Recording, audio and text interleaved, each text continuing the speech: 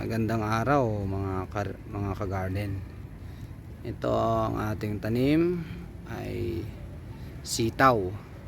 Yung hindi mahaba na maiksilan na bunga.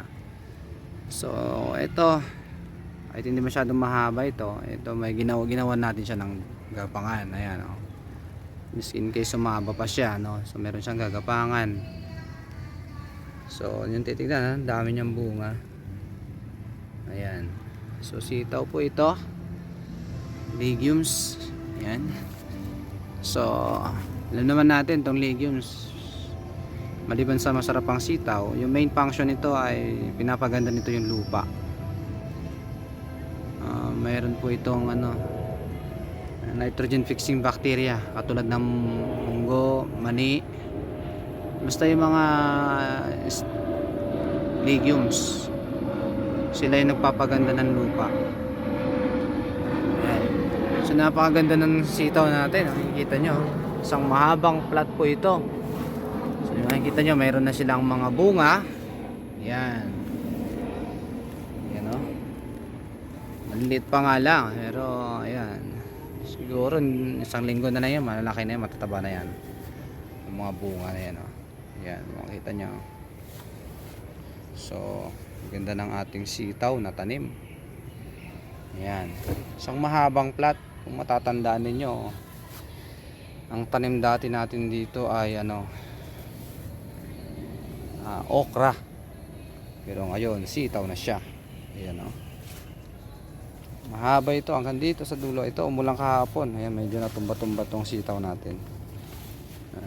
Okay lang yan. Buhay mo naman yan, tumba lang. Okay. So yan, isang buo po yan. So pag gagapang pa siya, yan, mayroon talaga siyang gapang ginawa natin na gagapangan niya. Kung hahaba pa siya o tataas pa siya, talaga mayroon nakaantabay na gagapangan niya. Kasi alam naman natin si sitaw, nagapang kasi ito. So ang gaganda na ng bulaklak, bunga, yan, ang ganda na rin. Yan. Ayan. So mayroon tayong sitaw na tanim. Ayan.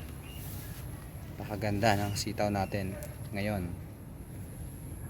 November na as of November 29, katapusan na pala bukas, no?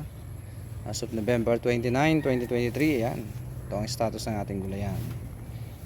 So paano? Napakasarap ng pakiramdam pagka maganda na ang ating mga tanim, ano? Ayan. So magtanim kayo, ha, mga ka-garden, magtanim tayo para sa ating masustansyang gulay na pagkain. Siyempre lalo na para sa ating pamilya, sa ating mga estudyante. Ayan. So muli, hanggang dito na lang, ano? Salamat sa inyong suporta sa ating YouTube channel, Ka-Garden Kagala. So itong garden na to, dito po sa school yan. Ayan. So tayo ang nagmamanage. So ayan, ha. Ayan, mga bunga, malapit na yan. Wala pa siguro isang linggo yan, tataba na yan. Pwede nang i-harvest, no? Ayan.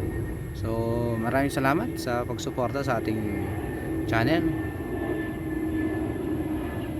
Thanks for watching. God bless.